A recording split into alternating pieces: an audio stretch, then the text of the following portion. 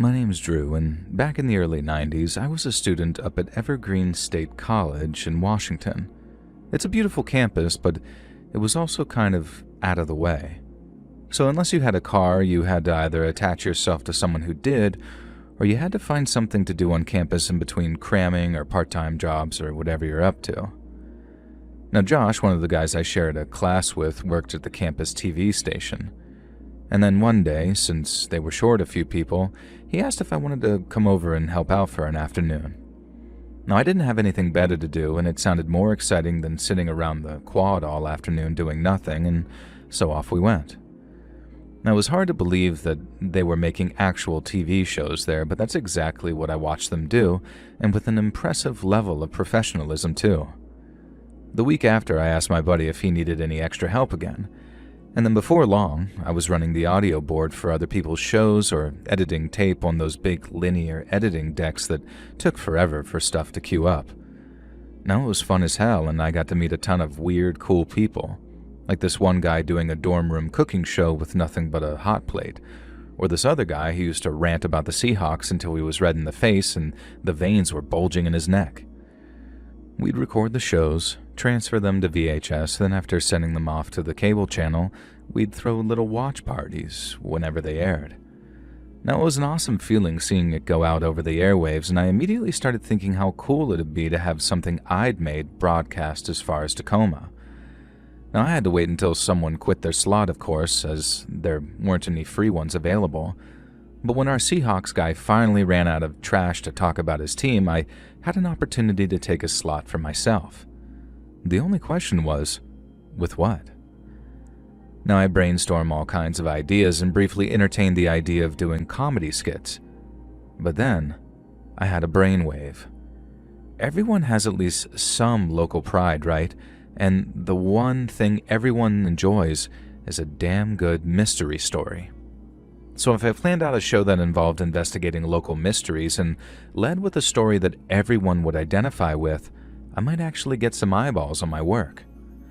And the one local legend that got not just national, but international attention was good old Bigfoot. Now, Bigfoot was actually a personal interest of mine, just not in the way you think. I was a believer once, and after moving to the Pacific Northwest, I read On the Track of the Sasquatch and The Apes Among Us by John Green, as well as The Bigfoot Casebook by Janet and Colin Board. The Apes Among Us is a particularly fascinating read, and Green is very passionate about the subject. There's just one problem. I don't believe a word of it anymore. Logically speaking, we'd have probably found Bigfoot's skeleton by now, and I'm not just talking about Peter Kane dog trainer, as while there are a plethora of other reasons why the Bigfoot myth is just that, a myth, the biggest debunker is the issue of the remains. But what I'd never personally seen is anyone putting those reasons to a true believer, one who'd actually done the research on it themselves, and if done respectfully and amicably, I figured I might have cracked the formula to some pretty great television. Now, I managed to find a guy who ran a guided Bigfoot tour that included a night of camping in areas where there had been plenty of sightings, apparently. Now, I'm guessing the camping alone gave the guests a spooky enough atmosphere when all they were really doing was hanging out and having fun together with some like-minded people. Now, I get it, man, I do. It's fun to have friends and tell spooky stories, but I wanted to know if what the guide was saying stood up to any scrutiny. And not in a mean, you're a liar, mister kind of way, more like as a way of exploring the veracity of the subject in a way that didn't sensationalize it, and asking all the questions folks at home wanted to ask on their behalf. Now, I didn't think that'd be an attractive prospect, but luckily, Brandon, the tour guide, actually agreed to it. Now, Brandon was a real character. He was warm, friendly, and immediately saw my offer as an opportunity to promote his business. He said he didn't mind if I had questions because he'd been answering them for the better part of 20 years. And as long as I didn't try making him look stupid in front of the other folks on the tour, I was welcome to ask anything I wanted. Now, my buddy Josh and I went out to meet him one weekend to shoot some opening footage that had run before that of the actual tour. Brandon looked like I imagined him. Flannel shirt, jeans, big mustache, and beer gut. Now, he was also so excited to be on a TV show, even if it was just public access, that he made for a fantastic interviewee. By the time we were done with the segment, I was actually psyched to go on the tour with him, if only for the fact it'd be fun to hang out with him overnight in the woods. And even if I didn't get to debunk the whole Bigfoot thing, and in the space of a half-hour cable access show, it'd still make for great viewing. And when the Saturday of the tour rolled around, me and Josh drove out to where Brandon was based. We borrowed a car and one of the station's crappy camcorders, and then once all of Brandon's tourists were assembled, we hit the trails, and it wasn't long before my questions began. When Brandon talked about eyewitness sightings, I brought up how unreliable they were. Then when he brought up tracks and footprints, I brought up how the famous Patterson-Gimlin tracks were eventually proven to be a hoax. I kept it friendly. There was no gotcha moments, and the other guests actually enjoyed us talking about Native American references to megafauna. And we agreed, and quite excitedly too, that modern technology brought us all closer to a definitive truth. But at least one of the other guests did not appreciate our approach. There was this older guy who looked to be in his late 40s, jean shorts, hoodie, ball cap, shades. Now, he'd been quiet for almost all of the hike, but his facial expressions and body language were getting louder and louder. Then when me and Brandon started discussing Bigfoot population numbers, he boiled over completely. Brandon made the point that animals which adapt to colder climates generally exist in low numbers, like in the case of polar bears or certain kinds of whales. It was a pretty solid retort to my point that an ape the size of Bigfoot would need a large population to avoid inbreeding. But when I circled back around to the point about calorie consumption, as Bigfoots would have to eat crazy amounts of food and would therefore leave a crazy amount of poop, I imagine, the guy with the ball cap and shades turned around and got right up in my face. The man that I'll only refer to as Angry Dave was all red and puffed up, asking what my problem was, and saying that a Bigfoot tour wasn't some place for some close-minded college kid. I tried telling him I wasn't close-minded, that I'd read a bunch of literature on the topic and I wanted nothing but the truth. But Dave replied that I knew nothing about the woods or real life and accused me of trying to ruin the tour for everyone else just so I could feel like a smarty party. Now I get why he was mad, and Josh had already suggested how joining an actual tour might lead to something like that. Brandon had insisted that we do just that, probably because the presence of a TV camera made him look all newsworthy or whatever. And I guess he felt his share of the blame too, because he stepped in fast to say, "It's okay, I invited the guy," offering a more private tour at Angry Dave's convenience. But Dave didn't want to hear it. He stepped closer, got louder, and even looked like he was about to swing for me at one point. Between myself, Josh, and Brandon, we managed to calm him down enough to continue the tour, with Dave doing nothing but glaring at me every time I spoke.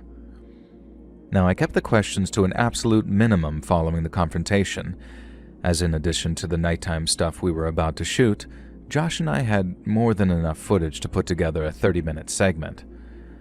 Now, once we had all of our tents set up, Brandon had got a little campfire going and conversations moved away from Bigfoot, and the tension started to lift. Even Angry Dave started to lighten up a little, even if he did roll his eyes or shake his head at pretty much anything me or Josh came on with. Now, after we all retired to our tents, Josh and I shot a little more footage, basically saying that we'd started shooting again if we heard any creepy noises. Now, we didn't expect to hear any. In fact, I was convinced that if we did hear any noises, it'd be Brandon out there faking them to play a friendly prank on the skeptics. But as it turned out, on that point, I was dead wrong. I was pretty tired from all the walking, and me and Josh had to get up super early that morning to check our gear. So once we shot our tent footage and lay down in our bedrolls, I don't think either of us lasted even a minute before we were dead to the world. I guess we were out around 3 hours or so, because the next thing I know, Josh is shaking me awake at like 1 a.m. while whispering, Dude, listen." We stayed quiet for a second, and then I suddenly heard this loud, sharp thwacking sound in the distance, like someone was hitting the trunk of a tree with a large branch.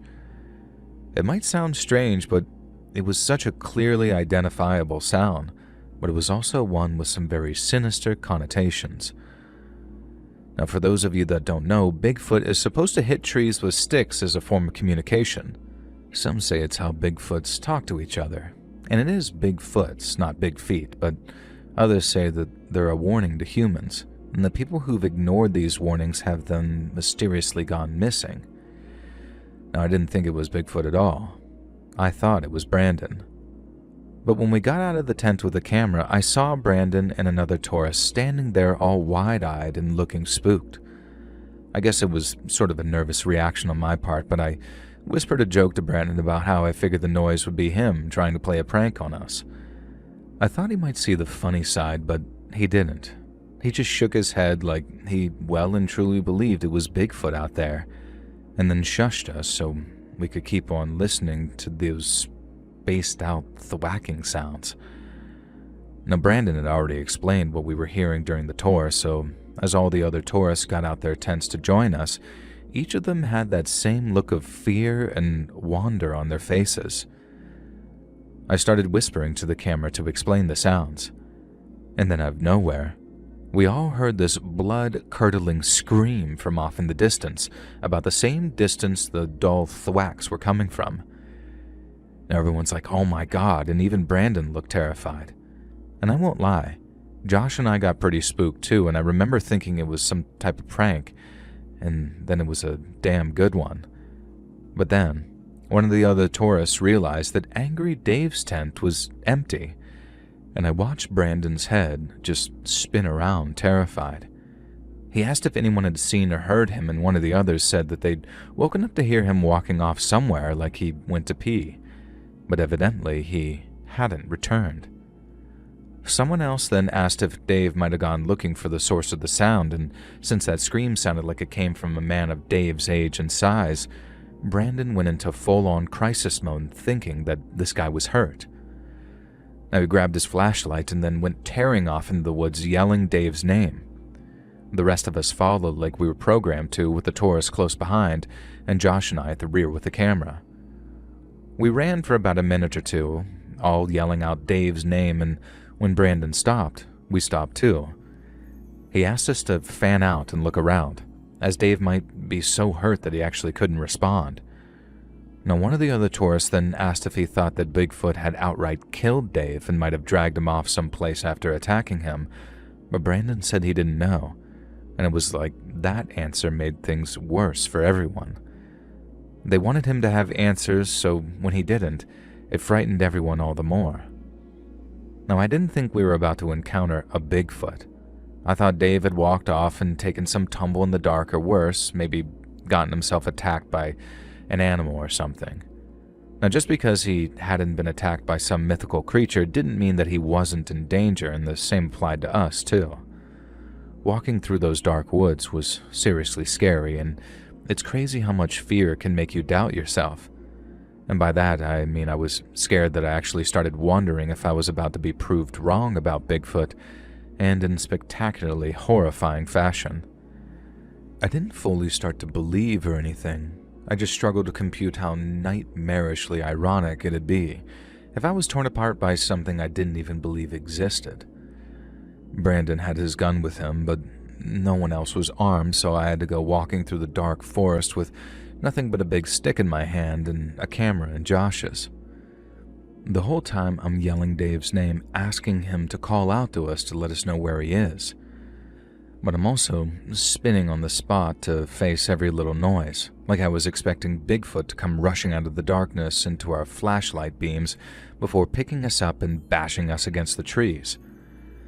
I had my head on a swivel, and Josh had to do everything in his power to keep a steady shot, and he still couldn't keep his hands from shaking. But when it came too quickly for either of us to do anything about it, and I barely even saw that giant stick before it smashed into my head. I went down like a ton of bricks, while Josh was so startled by the sudden presence that he fell back on his butt and dropped the camera.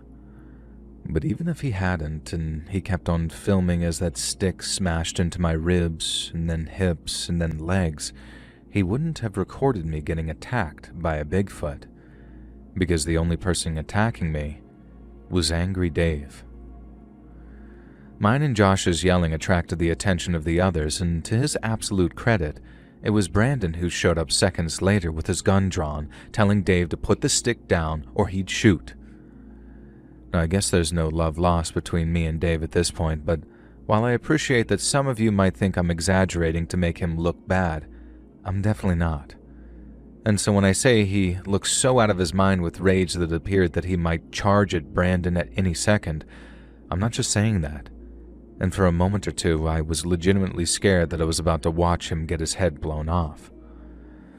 He looked at Brandon, then down at me like he wanted to just keep on hitting me. But right as he raised the stick up again, Brandon yelled out that he'd shoot if he hit me again. And that sort of brought Dave back to reality, I guess. He stepped back, dropping the stick while still red as a beet. Then I guess when he realized what he'd done and how we might have had it all on camera, we didn't, Dave turned and went running back to the camp to grab his stuff. He left just as hastily as Brandon and the other tourists yelled at him, saying the cops would be informed. I remember feeling a little smug, knowing that he'd given me all the ammo I needed to get his ass thrown in jail. But he hit me so hard that I had blood running down from my hairline, and it hurt so bad that I knew I needed to get to a hospital right away. Dave had obviously faked all the stick sounds and the scream, and according to the cops, his original intention was only to scare me. But when he saw me and Josh with our camera, especially me being lit up like a freaking Christmas tree, the red mist descended, and he attacked me with the same stick that he'd been using to hit that tree. He ended up spending about 6 months inside, which was better than nothing, I guess, whereas I got myself a nice little hairline scar as a souvenir. It sucked having to get stitches and stuff, and for a while, the doctors were worried that I'd have a pretty bad concussion. But to me, the worst thing was that Brandon revoked his permission for us to air the footage.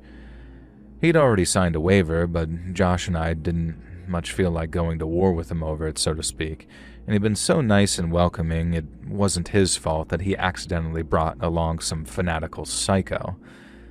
Airing the footage would have the opposite effect on his business, so when he coupled his revocation with a polite request, I couldn't find it in myself to just ignore it.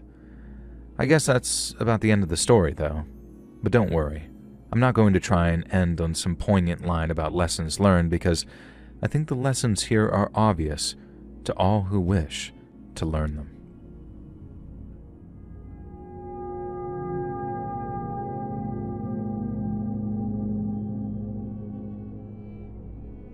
So, my mom was originally from Russia, and she lived up there during the Soviet years, but she never really talked about it while I was growing up. I learned this was because you could divide Soviet immigrants into one of two categories: those who talked about their old lives back in the USSR, and those who didn't. And those who talked tended to complain about it, saying things like, "We had equality for all, equally empty shelves and equally long lines," or my personal favorite, "The future was bright, the present was gray, and the past was whatever the party said it was." But those who didn't talk about it, you learn not to pry. Some people escaped communism with nothing but nightmares and the clothes on their back. And thankfully, while nothing too terrible ever happened to Mom, she had a few stories of her own. Now, back when she was still a student, Mom volunteered to work at a pioneer camp for the summer, which was exactly the same as an American summer camp in almost every way. She was a guardian there, which is basically what they called their counselors, and in addition to all the games, activities, and fresh air, guardians served up generous doses of Soviet propaganda. Mom said the camps were like paradise on the surface, but in this one place, beneath the smiles and the slogans, there was a kind of tension in the air. From what she could gather, the head guardian had been selected by this one committee. Almost everything in Russia at that time was run by committee, so the decision of the guardian appointing committee had to be ratified by this other committee. Now, once their approval had been secured, the head guardian was approved. But then the head of the other committee suddenly changed his mind because his spoiled, bratty-ass son wanted to be head guardian. Now, the guy goes about trying to reverse the decision, first by bureaucracy, but when that failed, he turned to threats. No one threatened the head guardian, not directly anyway, but there was talk of having him removed, even closing the camp down completely. Mom said this went on for like 2 weeks, getting a slow drip of information, partly fact and partly rumor. And then one day the head guardian announced the whole thing was over. A decision had come down from on high, guaranteeing his place at the camp for the next couple of years, and since the guy was a pretty beloved figure, everyone was happy about it. Every person except one. Mom said a few nights later, after all the kids had been put to bed, she was doing her rounds on the second floor of a dorm. She remembered checking in on this one group when suddenly this deep feeling of unease came over her. Russia's a place of extremes. Super cold in the winter, but then depending where you're at, it can get super hot during the summer. Now that night was no different, so the air in all the dorms was very warm. But in that one, the air felt just like a little too warm in places. And then suddenly, she started to smell the smoke. She could tell right away it wasn't just campfire smoke. A smell she was very familiar with by then because the smoke that night had an artificial, chemical sort of scent to it. Then, when she ran to the window and saw flames licking up the walls from the ground floor, she realized fire was spreading fast. So Mom hit the dorm's alarm and in doing so, unleashed total chaos. The alarm scared the kids half to death, so they were almost blind with panic as they came tearing out of their rooms. Things would have been way worse if Mom and some other guardians weren't bunked in the same building and they were able to restore a little order once they came out of their rooms. But then when a guardian discovered the stairwells were full of smoke, they realized that to escape, they had no choice but to basically throw the kids from the second floor windows, and they had to do it fast. Smoke was building up, people were coughing, and as the kids were starting to panic. Mom said that at first some of the older ones tried to help the little ones, but it wasn't long until panic took over and the guardians lost control. And then not only did she watch kids literally climbing over each other, but kids as young as 6 or 7 were pushing open the windows and then just leaping out into the dark before hitting the ground with these sickening thuds. Now, it was only the second floor, so the kids who jumped didn't get hurt too bad. But they were landing on concrete, so Mom said it was still pretty horrifying to hear their thuds as they landed awkwardly, followed by their screams of pain as they broke bones or sprained ankles. And outside on the ground, camp guardians were running around with buckets of water doing anything they could to at least slow the spread. But Mom said those buckets were all but useless against those flames. More adults poured out into the scene from the staff quarters while Mom kept on herding the kids towards the windows. One little disabled girl she was carrying went limp in her arms from the smoke, and Mom had to fight through the crowd to get her to a window. She said things were starting to look really bad, but right when the kids needed to, the bus showed up. The camp's groundskeeper, this big burly guy whose name was Grigor, ended up driving the camp's bus right up to the burning dorm, so it was running lengthways alongside it. It meant the kids had something to break their fall while jumping from the corridor windows, of which there were many. So as soon as the guardians realized what was happening, they told the kids to jump, and they came pouring out to land on top of the bus. Guardians were on the ground too, helping them down when they landed. Some of the kids hit the bus pretty hard and got hurt that way too, but even the ones who bounced or fell had something there to catch them. Mom said that Grigor's quick thinking saved dozens of lives, her own included. And then once the last few kids had jumped on top of the bus, Mom and another guardian jumped too, and just in the nick of time because Mom said that once she had her feet on solid ground, she turned to see the bus was starting to catch fire itself. By dawn, the dorm building was a soaking wet ruin. It took the fire department a while to make it out there, so by the time they arrived, the dorm was pretty much done for. Their trucks were still there by sunup, as were the medics treating injured kids, and the worst of which were laid out on blankets not far from the ruins of their dorm. Parents started showing up worried not long after because you could see the smoke for miles around. But here's where things started getting even darker, because a lot of those parents showed up to a police perimeter with cops telling them to go home and wait for news there. Mom said they wanted to control the flow of information coming in and out, so they showed up fast to stop panic from spreading. Mom helped with the cleanup and then helped set up makeshift hospital tents. But as she worked, she found herself fixated on this one little detail she'd overlooked that previous night. When she ran to the windows and saw the fire for the first time, she remembered seeing someone running for the tree line off in the distance, but then seeing the flames sent her into action, so the image of that figure running off didn't return until later. But even then, it was pretty obvious the fire was no accident. The firefighters found signs of gas or some flammable liquid, which explained the chemical smell Mom had caught early on, and then once it became clear it was arson, the police took over completely. Mom said it was obvious who did it and that the only person with any ill will against the camp was the son of that committee head, who was bitter about not getting his way. And so when the police announced that they'd found the arsonist and that it had been some hermit living a few miles away in the woods, everyone was very surprised.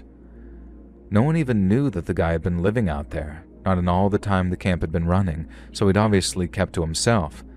And then when they said they caught him with a ton of stolen gas cans, the kind used at the camp depot, things made even less sense. We hadn't noticed any fuel going missing, and why would a hermit steal gas if he didn't have anything that ran on it? But as was custom back then, when authorities spoke, people didn't talk back.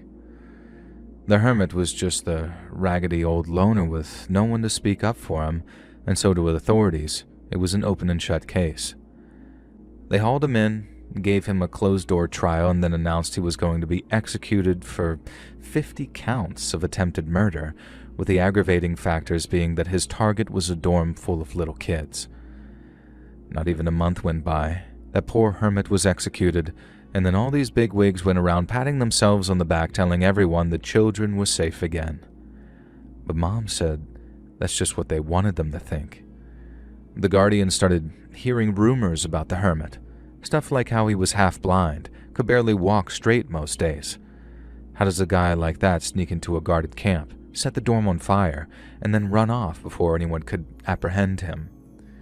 He doesn't, because whoever really set the dorm on fire was running at full speed when my mom saw them, meaning that they were young, fit, and healthy, and not some old hermit. And the cover-up stank, and Mom said the mood got so bad that party officials came around to the camp to personally remind the Guardians that spreading false rumors meant losing their jobs or worse. Mom kept her mouth shut and her head down, but said that inside, she was boiling. After the camp closed for the season, Mom went back to her regular life, but the anger and the nightmares both stuck around. The kids mostly recovered. A few had scars from burns or falls, but all were traumatized by what they went through. Mom carried her own scars too, mental ones, in the form of the knowledge that sometimes justice gets buried under politics. Before she moved to America and once the Soviet Union started collapsing, Mom thought about digging into it more, maybe finding old records or talking to other survivors. She'd always believed it was the committee's head kid who lit the fire and that the hermit was just a convenient scapegoat. Some poor soul who made the perfect patsy, whose secret trial ensured nobody could ask any serious questions in open court. Hearing her tell it like that hit me hard. This wasn't just some story in a book that we read in history class. It was my mom's life, something she lived through and that shaped her into the tough, no-nonsense woman she was. She always made sure that I knew the value of speaking up, even when it might seem scary, because, as she so correctly said, staying quiet lets the bad people get away with things.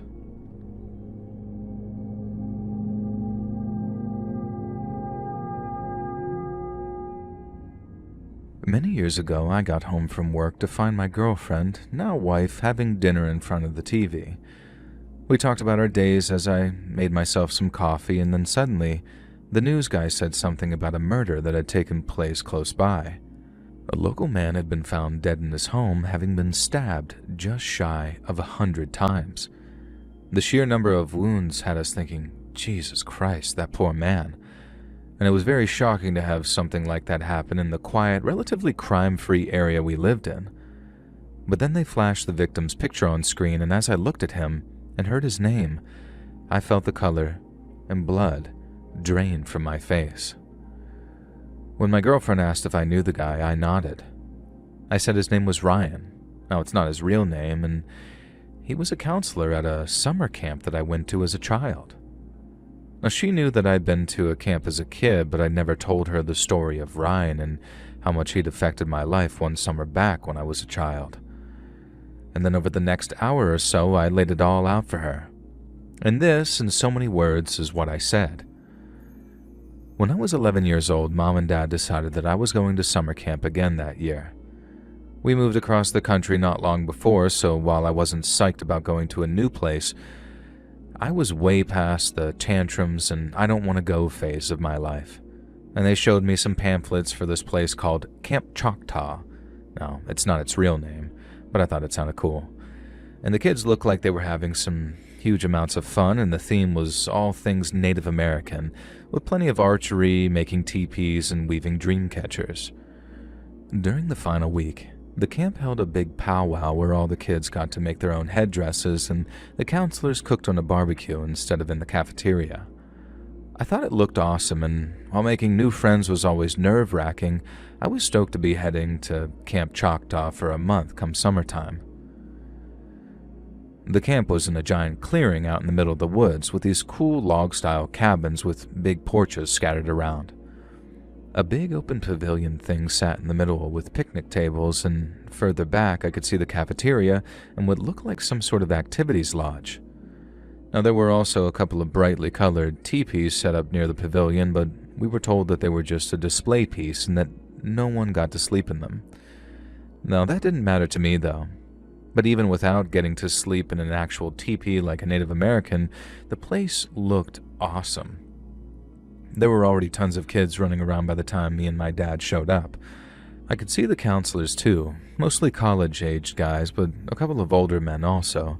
And apart from the cook, who seemed kind of grouchy, they all seemed like really fun dudes. All the younger guys were wearing bandanas or beads and stuff like that, and I remember this blonde dude came over to my dad's car with this big smile like, "Hey buddy, you ready for the best week ever?" Then as we're getting out of the car, he asked, "What's your name?" "My name's Ryan." That was my first meeting with him, and never in a million years did I imagine things would end the way they did. But life is strange sometimes like that, I guess. Now, after I said goodbye to my dad, I joined the other kids, and then eventually I heard my name being called by one of the counselors.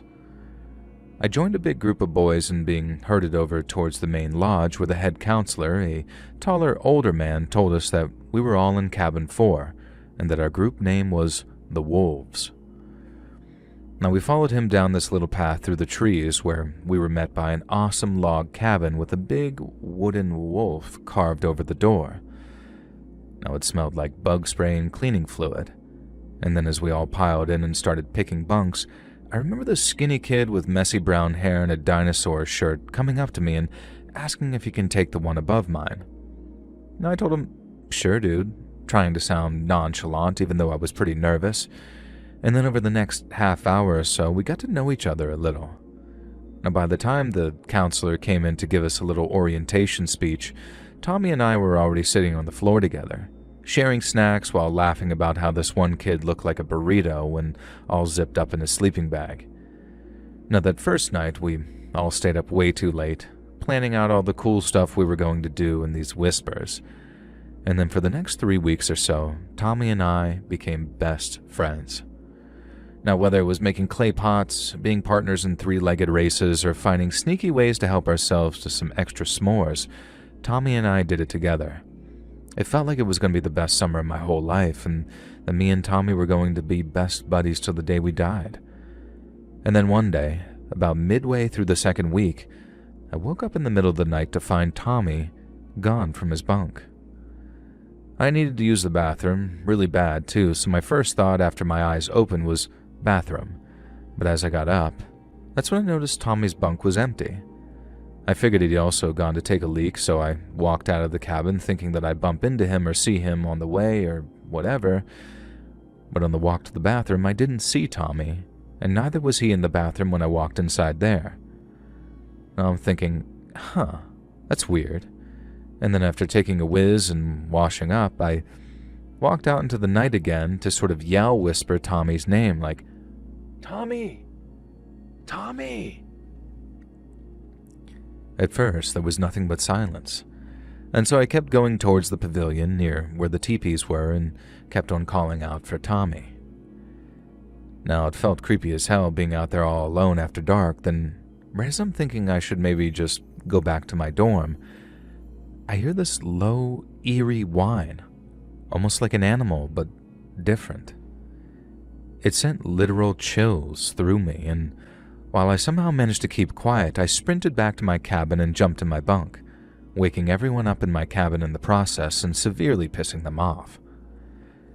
They asked me what was wrong, but when I said, "There's something out there," they listened for just a second before being like, "No, there isn't, dumbass. Go back to sleep." Now, it might sound weird, but being shamed like that actually did calm me down. If my cabin mates weren't freaked out, then it was most likely just my imagination getting the better of me.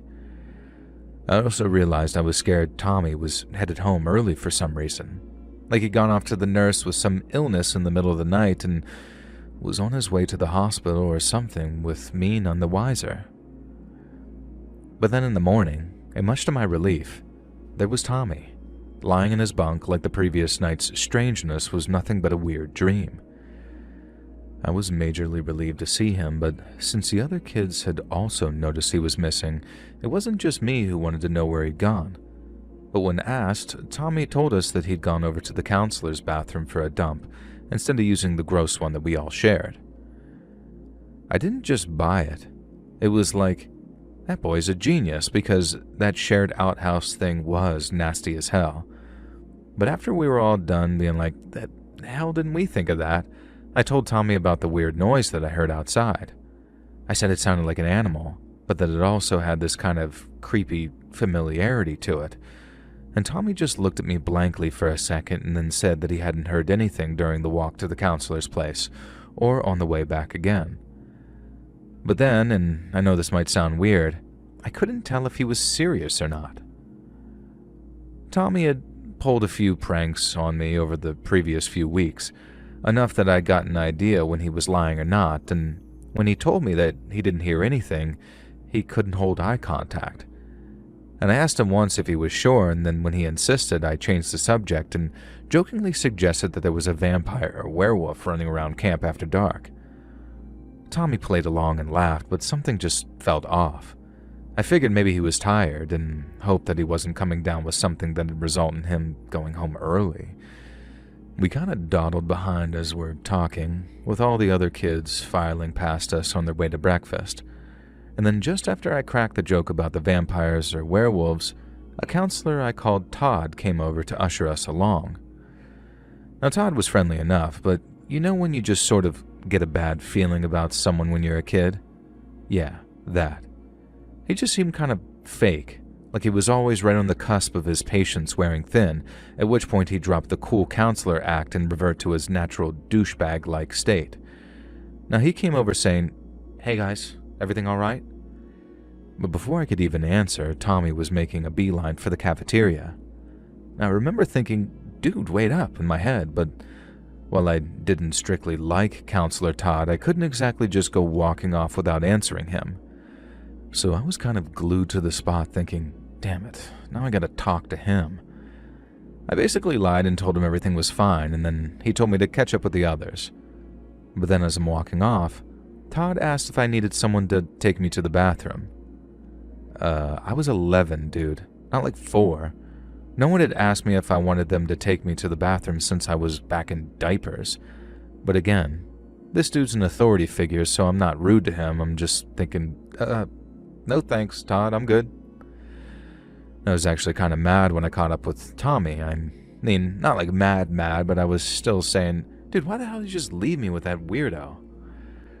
He told me he was hungry and just wanted to get to the cafeteria, but I could tell that wasn't it. I got so frustrated that I asked him pretty loudly what the hell had gotten into him, only to be immediately warned by one of the counselors to keep my cool.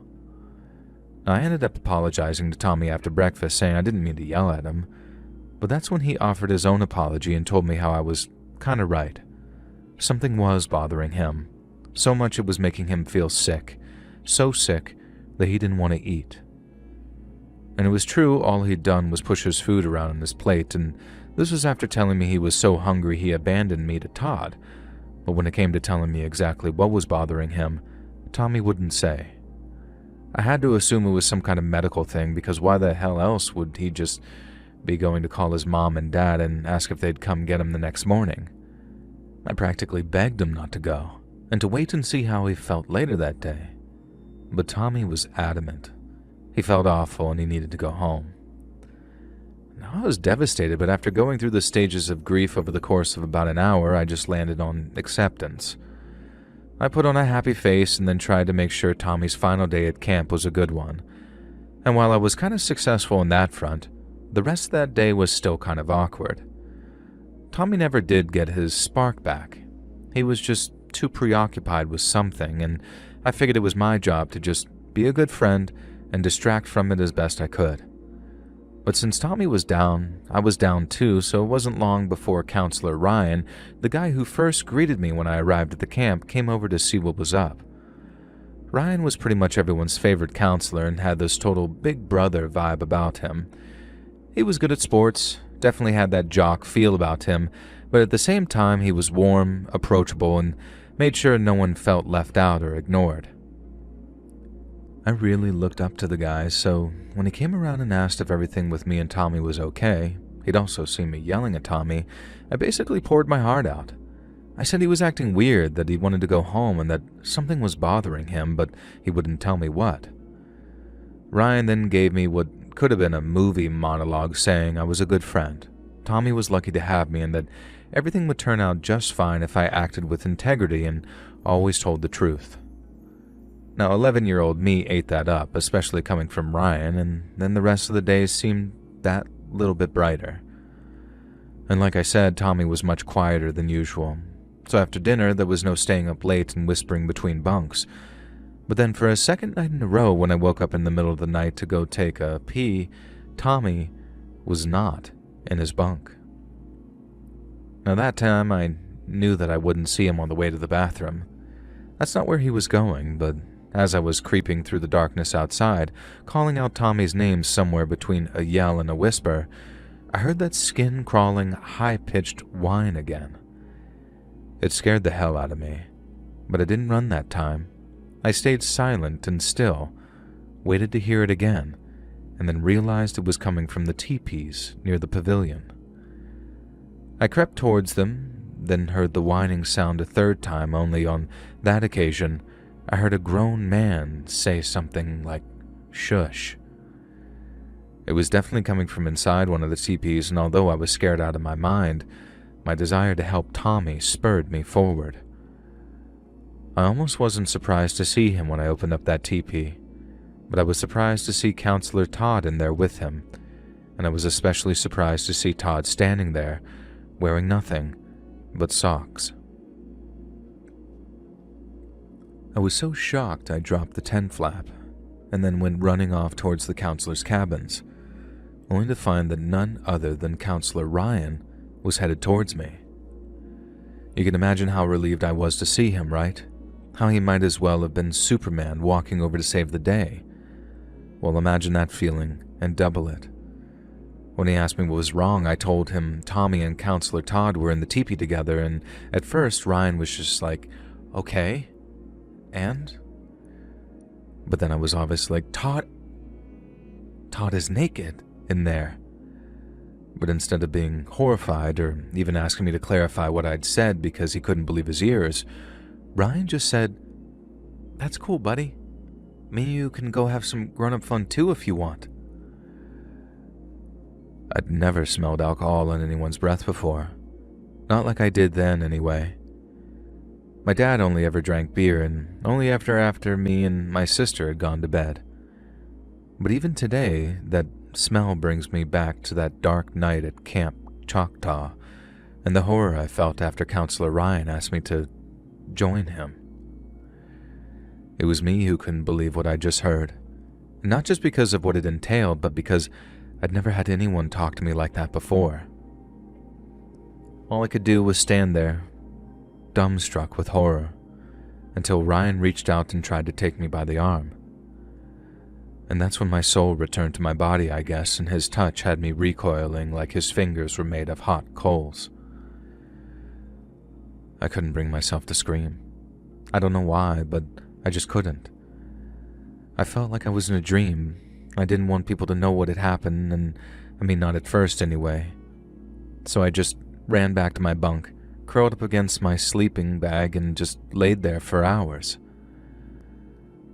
Trapped in this waking nightmare of reliving what happened over and over in my head. And by the time morning rolled around and the head counselor came over to speak with me about that previous night, I couldn't bring myself to talk about it.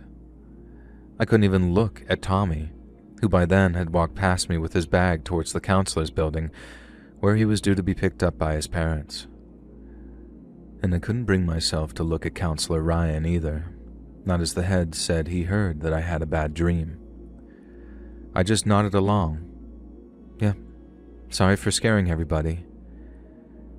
And it was twice as horrific because I suddenly found myself where Tommy was, or still was, trapped in this cage of not being able to talk about it for what were a bunch of different reasons. Fear, shame, disgust, you name it. I then did the same thing as Tommy and lied that I was feeling so sick that I needed my parents. And I had to wait until the afternoon for Dad to get there, but he didn't need much convincing when I talked to him over the phone. I guess he could hear it in my voice. That fear and shame and disgust that I mentioned. Fathers know their sons like that, then almost as soon as we're on the highway and Camp Choctaw was in the rear window, I broke down crying. Telling my mom and dad about what happened was easier than I thought it would be, I guess because of that safety I felt. But the thing that had me bursting into tears over and over was the thought of Tommy having to tell his parents what happened, because he was obviously in a way worse situation. Now, we had swapped phone numbers long before we both left camp, so I was able to give Tommy's number to my father, and he contacted Tommy's parents immediately, and I remember feeling as if everything was going to be fine. Dad was going to fix everything, and in that omnipotent parental way that seems like magic to kids who don't know how the world works yet. I remember Mom hugging me, and the mute sound of Dad's voice while he talked on the phone in his office. He was in there for a while, but when he came out, I figured everything had been fixed. But I was wrong. Dad came back into my bedroom and in so many words asked me, tactfully, if I made the whole thing up. He didn't outright accuse me of lying because I think he knew that I believed something had happened to Tommy, but when he put the same thing to Tommy's parents and they asked their son, he denied everything. I couldn't believe it at the time, and now it makes all the sense in the world to me, but in the moment, I couldn't understand why Tommy would be cool with the counselors not being punished for what they did to him. I tried telling my dad that it was Tommy who was lying, which made everything all the worse because it was like me versus him by that point. I knew he'd hate me for trying to tell the truth when all he wanted to do was move on and pretend it never happened, but I couldn't just stay quiet. Sometimes I wonder if I should have just moved on and forgotten about it instead of turning a whole year of my life into this slow nightmare with no end in sight. But as they used to say to knights back in the day, always tell the truth, even if it leads to your death. At least that's what I tell myself to keep the doubt and regret at bay. Dad didn't give up. He and Mom believed me, and they even said years later that what Tommy and his parents said didn't wash. They said it was that classic sort of victim in denial thing, whereas I was able to talk about it because I hadn't actually been violated. Dad was the one who adopted the whole thing as like his own personal cause, one he'd fight to the bitter end. And while that might sound like a nice thing to say, the reality of that bitter end left an even more bitter taste. Regardless of whether Tommy was going to tell the truth or not, Dad got in touch with the cops and relayed everything I'd said to them. That kicked off this whole investigation side of things, and I had to go talk to some police lady for hours in some cozy, colorful family room, which was supposed to make me feel safe and comfortable. Well, it didn't work, and I had a major panic attack when I got to the part where Ryan made a move on me. I only cried when I described seeing Tommy in the teepee with Todd. It made me feel sick to my stomach, but I was able to talk about it with her. But then once I got to the Ryan part, it was like I was right there again, standing in the dark and smelling the booze on his breath, and all I wanted to do was run. When it was all over, I'd given my statement in full. Everyone kept telling me how brave I'd been and how everything was going to be just fine. But, and just like with Ryan's little movie monologue speech, that was a lie too. I didn't know what was coming, and no one took the time to warn me either. I guess because how the hell do you even explain a thing like that to an 11-year-old? Sit them down and say, oh, by the way, no one's going to believe you, and there's going to be a huge campaign to make us out to be crazy liars to try and scam a summer camp out of their hard-earned cash. Nah, they wouldn't understand, and so no one tried. The first I heard of any pushback, Dad was screaming at Mom in the kitchen one day when I got home from a friend's. Their mom gave me a ride, and when I walked inside, I thought Dad was mad at Mom for some reason, but he wasn't. He was mad at something he read in the paper. According to some reporter, Camp Choctaw had conducted a full and thorough investigation of their counselor's conduct, and had concluded that no wrongdoing whatsoever had taken place. They welcomed any kind of police investigation and claimed they'd fully cooperate, but when push came to shove, there just wasn't enough evidence or testimony without Tommy. And the more my dad pushed them to change their mind, the harder they pushed back. Then in the end, the cops said if he didn't leave them alone, he'd be charged with harassment. We had to basically hold out hope that Tommy was going to change his mind, tell the truth, and allow us to bring both a lawsuit against Camp Choctaw and charges against its counselors. But while we're waiting, the wave of negative stories hit. Someone wrote into one of the papers claiming to be a relative of an accused counselor and basically saying we were liars trying to extort Camp Choctaw. The story even made it on the air when some talk show host ran a phone-in about it. Some people fought in our corner, saying the police ought to do more to encourage victims to come forward, but others said all kinds of crazy stuff about us, like how my dad had only taken a dislike to Camp Choctaw because it revered native culture and taught respect for those that came before. I cannot overemphasize what complete nonsense that was, and I also can't overemphasize how furious it made my dad. But not just furious either. He got legitimately depressed over it. He drank more, he took time off of work because of the stress, and it was a terrible time for everyone involved, but I guess none more so than Tommy.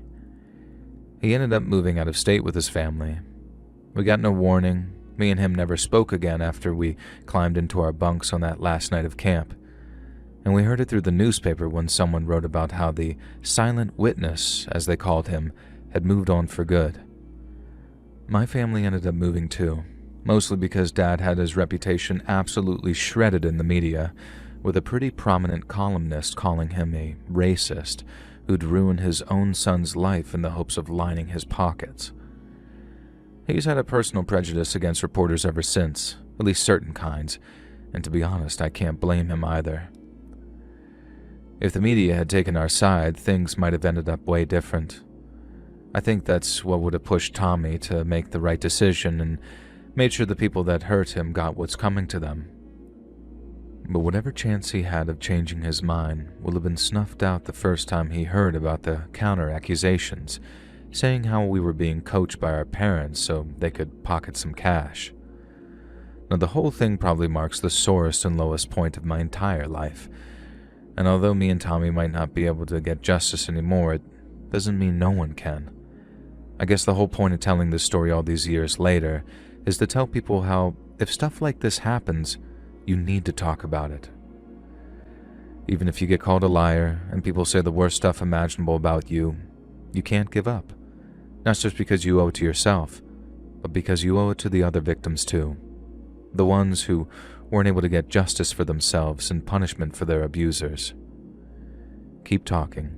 Time is on your side, and as the old saying goes, lies run sprints, but the truth runs marathons.